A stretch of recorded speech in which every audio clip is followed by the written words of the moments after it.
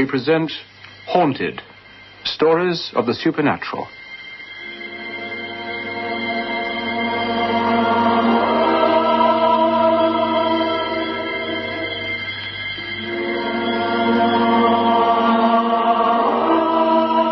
What Was It? By Fitz O'Brien. Adapted to radio by Derek Hodinott. Starring Peter Marinka as Harry, Blaine Fairman as Hammond, and Helen Horton as Mrs. Moffat. Haunted.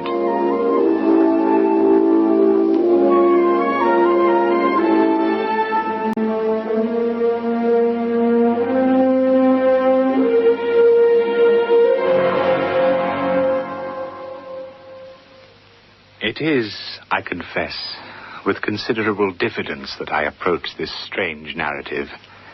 The events which I purpose detailing are so extraordinary in character that I am quite prepared to meet with an unusual amount of incredulity and scorn.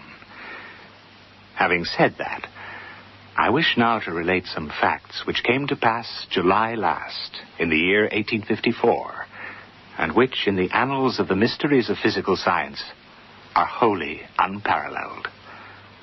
I had just arrived at number 28, 26th Street, New York City, a large, rambling house previously owned by a Mr. Arbuthnot, a well-known New York merchant who became the center of a gigantic financial swindle, and who, as a result, committed suicide abroad. The house, after remaining empty for years, gained a reputation for being haunted. But this did not deter a certain Mrs. Moffat from turning it into a reputable boarding house. No, Mr. Crown. Neither I nor my guests believe all the stories put about by the neighbors. In fact, Mr. Crown, when Mrs. Moffat challenged us to follow her here, we couldn't wait to accept. Dr. Hammond here was at my previous abode. I owned a smaller boarding house some 2 blocks away. But when I heard that this property was for sale, well, at a reasonable cost, I felt I had to jump at such a bargain, despite its reputation. Pray tell me, Mrs. Moffat, what stories were circulating about the house? Oh, strange noises and the like.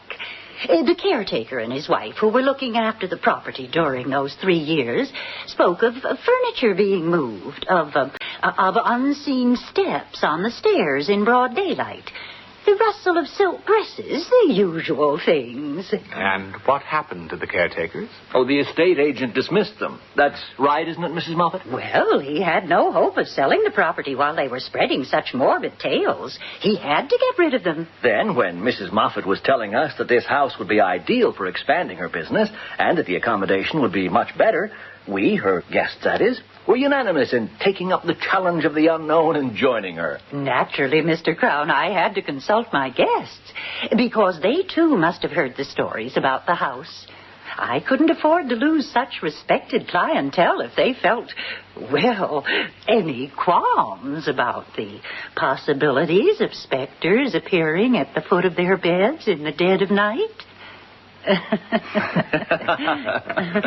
And we were proved right. For since moving here, nothing has happened. Nothing at all? Well, something has, then. There is an explanation, as I pointed out to Dr. Hammond. What was it? It happened in my bedroom as I was washing before going to bed. Mm-hmm. The candle suddenly went out. A window was open. A breeze. The window was not open. And if it had been, the night, I recall, was still. I'm sure there is an explanation, but... You haven't found one? Not as yet, no. It's an overactive mind caused by all that reading, Doctor. You're probably right, Mrs. Moffat. All of us have read up on supernaturalism, psychic research, and... What's the matter? Harold Crown, you said? Yeah? Are you the author of the history of supernaturalism that I've just read? For my sins, yes, I am. Well, good Lord, Mrs. Moffat, we have an author in our midst. And not only an author, but a specialist in spirits, an expert in ghosts. I wouldn't call myself an expert. Tell me, Mr. Crown. Yes, Mrs. Moffat? What brought you to my establishment? How did you hear of its existence? From a friend. He stayed here then? No, he'd heard the rumors, that's all. He had a house, the garden of which backed onto yours. Naturally, he could not help but hear the gossip. Oh, I see. But you do have business in New York. You see what Mrs. Moffat is doing, don't you, Crown? What's that? She's trying to find out the real reason for your coming here. Business or merely ghost hunting? I suggest we move into the dining room. I think tea is going to be particularly interesting. I can't wait to introduce Mr. Crown to them. I believe he's come here for one thing only, to try and catch our ghost.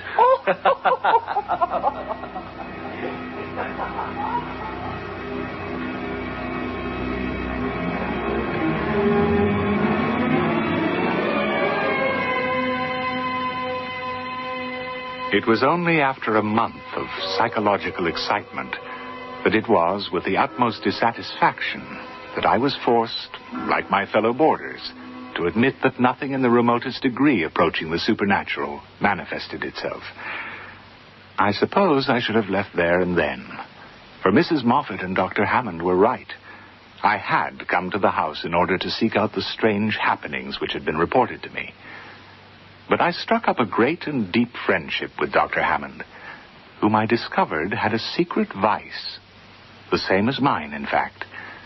It was a discovery I made as I smoked my pipe in the garden one evening after dinner. Harry, forgive me for asking. Yes, Stephen? What is it?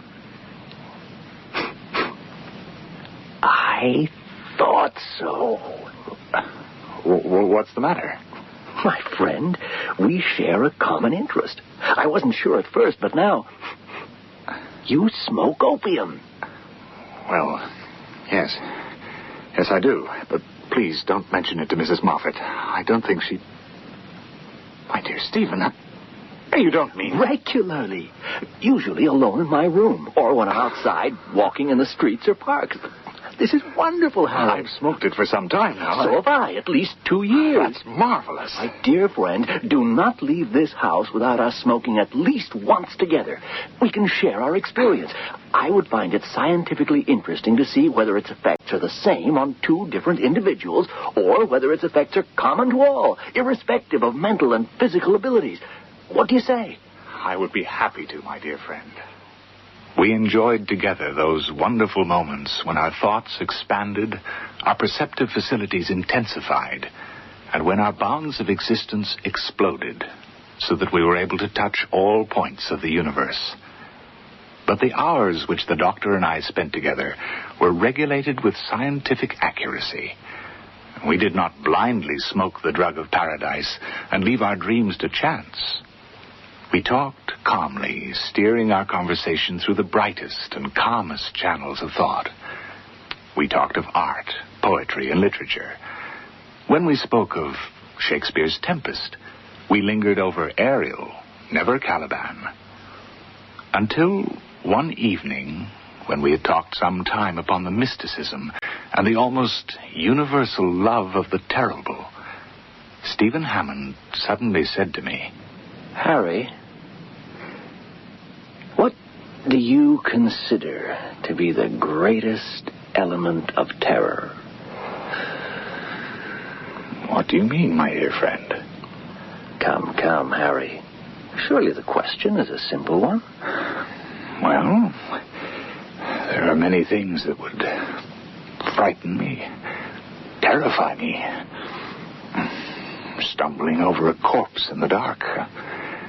Beholding, as I once did, a woman floating down a deep and rapid river with wildly lifted arms and awful upturned face, shrieking in fear as she died in the freezing waters. I must say, Stephen, I've never considered the subject before. I cannot, therefore, attempt even the most vague definition. Well, I am somewhat like you, Harry. I feel my capacity to experience a terror greater than anything yet conceived by the human mind. Something combining in fearful and unnatural amalgamation hitherto supposed incompatible elements. Look, I think we should stop talking like this. We shall suffer for it, depend on it. I don't know what's the matter with me tonight, but my brain is running upon all sorts of weird and awful thoughts. I'm off to bed. Opium and nightmares should never be brought together.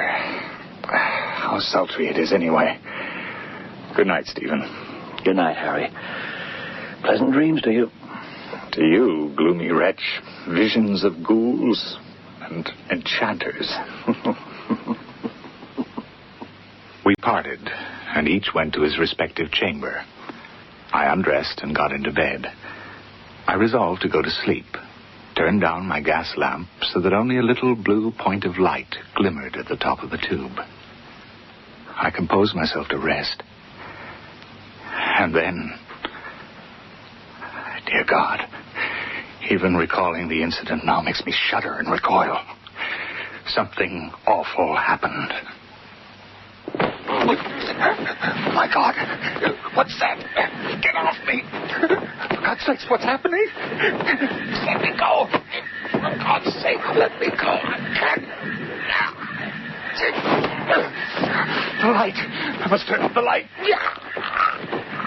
My throat. Take your hands from my throat. I can't breathe. I can't breathe. Oh, my God. Leave me alone. Where are you?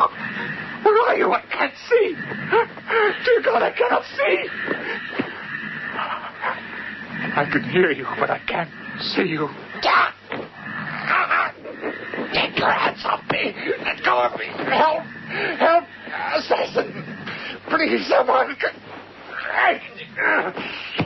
I've got you. I've got you. No. Stay still. Stay absolutely still while I turn the light up.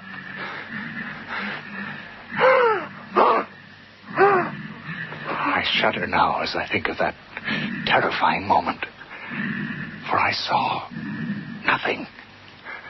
I had one arm firmly clasped round a breathing, panting, corporeal shape, my other hand gripped with all its strength, a throat as warm and apparently fleshy as my own. And yet, with this living substance in my grasp, with its body pressed against my own, and the bright glare of a large jet of gas, I beheld absolutely nothing. Not even an outline. A vapor. My God! Harry, what's going on in here? Stephen, help me. Harry? What's happened? What are you doing? Please, come closer. For God's sakes, come closer. I can hold this thing down only a short time longer. What? Hold its arm down. There. Its arm is there. It's gradually overpowering me. Help me, for God's sakes, help me. Harry, there's nothing there. You've been smoking too much opium. I swear to you, Stephen, this is no vision. Don't you see how my whole body shakes as it struggles beneath me? Please, Stephen, if you're not convinced, feel it, Harry. touch it. Harry, please, there is nothing there. Can't you hear it breathe? Listen. Harry, please. Listen, damn you. Harry, you'll have Mrs. Moffat and... Listen.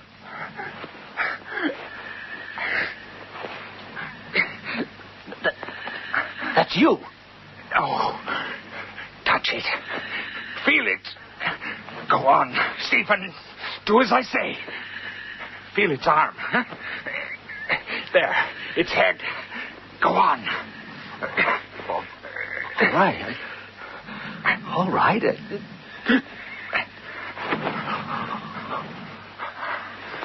Oh, my God. You felt it? Flesh and bone, sinew and blood. Oh, my God, Harry, what is it? In the cupboard, man. Over there. A length of cord. I cannot hold him much longer. We'll tie him up with a cord. But there's nothing there. We Get the cord, for God's sake, before he gets free again. Yeah. I've got the cord, Harry. Well, go on. Tie him up. Tie the thing or whatever it is up. Very well. His hands are there. Now tie them first. Hurry, I'm weakening. Yes. I can feel the hands. God, hurry. We ought to get help. Hurry. Now the other hand. Please, Stephen, hurry. What are you going to do? Now, pull the hands together. Then we'll tie the feet. He nearly got free then. Quickly, Stephen, tie the feet together. I feel sick. Harry, I'm going to be sick to touch something and not do it, Stephen, for heaven's sakes, man. Just do it.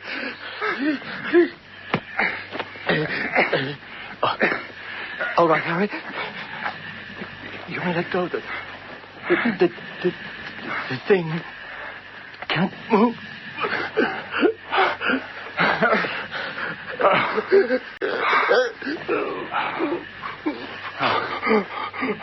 It's all right, Stephen.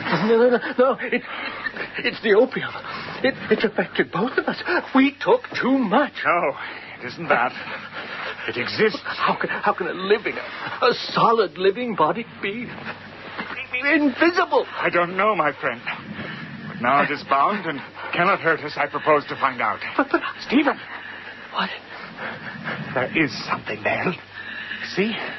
The indentation on the sheet. It moves and struggles with the ropes. I cannot watch. My friend, you are witnessing a miracle. Don't you realize? The first visible signs of a being from another world. A world we know nothing of that has shape and form like us, but we cannot see. But you say it's like us. But how do you know? I don't know, of course. Look, let us sit down and think this out. Please, Stephen, I need your help. You're a doctor. Your views could be useful to me. Now, we've got over the first shock. Now, it's time to use our heads to think what to do. What scientific value we can expose to the world. You don't intend to tell? Nothing like this has occurred since the birth of the world. I know not what to think at this precise moment. Oh, God grant that I am not mad and that this is not some insane fantasy. All right, Harry. Now, let us reason a little. Good man. Here is a solid body which we touch, but which we cannot see. Yes. Right? Now, the fact is so unusual that it strikes us with terror. Is there no parallel for such a phenomenon? Take a piece of pure glass. It is tangible but transparent.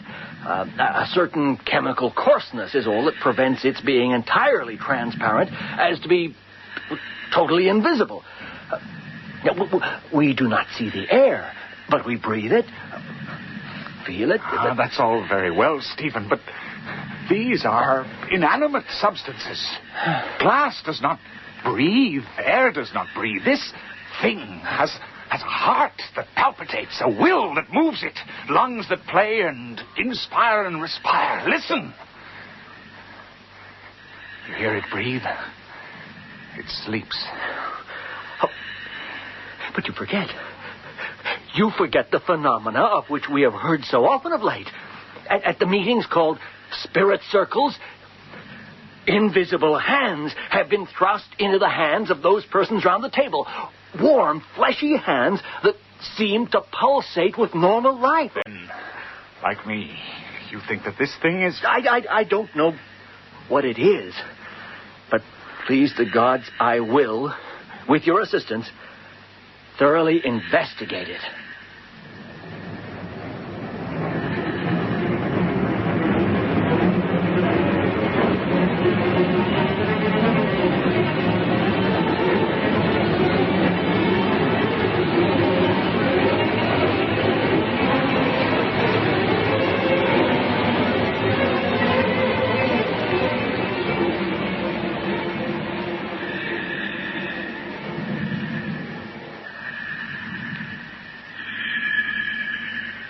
Harry.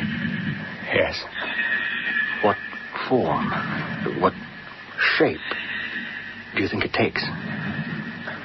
Well, as far as I can make out by touch, it has a human shape. There is a mouth, a round, smooth head without hair. There is one thing, Stephen. What? His hands. What about them? Well, They seem to be that of a boy's. What are we going to do, Harry? Tomorrow morning, when the house is astir, when Mrs. Moffat has the rooms clean, we can't leave it here. It's asleep now, but tomorrow when it wakes up... We shall have to pretend that I'm ill. Gone down with a fever. You can say that you think it ill-advised for anyone to enter the room for the time being, apart from yourself. Stephen, I've just had a marvelous idea. What? A setting of plaster. What are you talking about? By covering it with a setting of plaster, we shall be able to determine its form. That's all right if it remains still, Harry, but look how it struggled with you. Look at the strength it contains. The plaster would never set. Oh, then we have to find a way of keeping it still. Tying it down doesn't totally prevent movement. Chloroform. That's a good idea. If it'll work. Oh, why shouldn't it? If he has the same senses, feeling as a human being, why not, Stephen? We ought to tell Mrs. Moffat. The others have a right to know. When we have the answers, Stephen. Now look. Tomorrow morning you tell them I'm ill, and it will be necessary for you to remain in my room all day in order to keep my fever down. I'll bring the chloroform and plaster. Tomorrow, we'll know. We'll know what lies there. And then, only then, can we truly explain to the world what we have discovered. And so it was. All day we worked silently in my bedroom so that Mrs. Moffat would not suspect. The lie having been communicated to the rest of the guests, Dr. Hammond returned to my room with the chloroform and the plaster. By this time, the thing had woken up. It struggled at its fettles, breathing deeply and angrily. We chloroformed it, and within minutes it fell silent. We managed to undo the rope, and then, carefully, slowly we covered it in the plaster. Never was anything revealed that was so horrible, so... Even now I feel sick at the thought of it. It was shaped like a man, distorted, uncouth, and horrible, but still a man. It was small, not over 4 feet high, and its limbs revealed development that was unparalleled. It had the physiognomy of what I should fancy a ghoul might be. It looked as if it were capable of feeding on human flesh.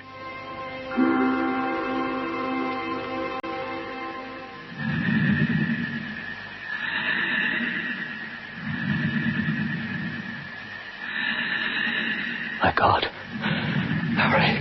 I know. I wish we'd never started on this. We cannot let the others see it, or know of its existence. But what do we do? It lives. It breathes. And now that we can see it too, I can barely remain in this room.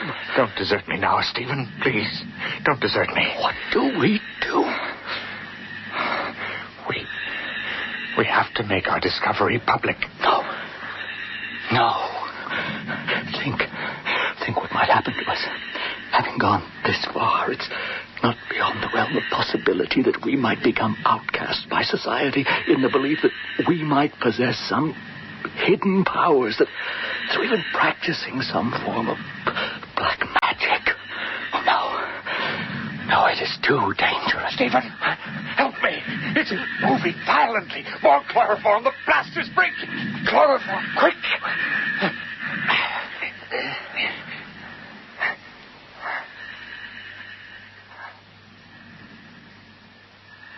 Several days passed. The most distressing part of the affair was that we were entirely ignorant of what the creature habitually fed on. Everything in the way of nutriment that we could think of was placed before it, but was never touched. It was awful to stand by and hear the hard breathing and know that it was becoming hungrier, weaker and weaker.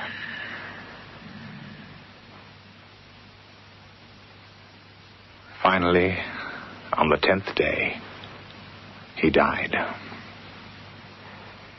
The thing died at 2:30 exactly, and the sudden silence in my room was deafening.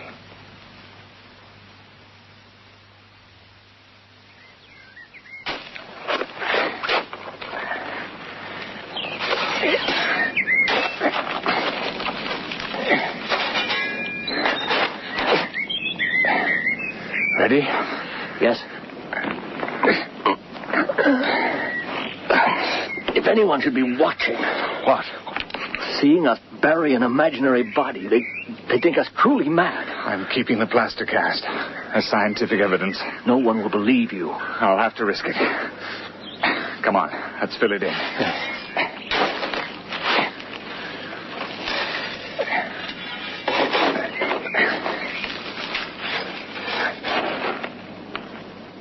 What's the matter now? I was just thinking. I sat there last night in my room and watched it die. I actually sat there and watched another human being die. Human? Well, Stephen, if it wasn't human, what was it?